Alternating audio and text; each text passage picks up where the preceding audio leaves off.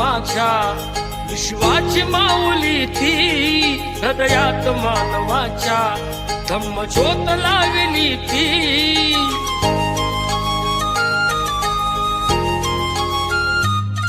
या सावलीत माझ्या विश्वाची माऊली ती हृदयात मानवाच्या धम्मज्योत लावली ती जग जिंकून झाले ते मित्र गौतमाचे